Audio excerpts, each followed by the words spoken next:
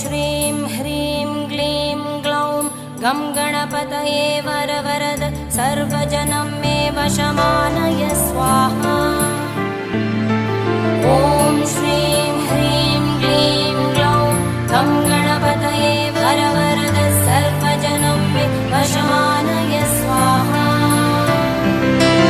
ॐ श्रीं ह्रीं क्लीं ग्लौं गं गणपतये वरवरद सर्वजनं मे वशमानय स्वाहा।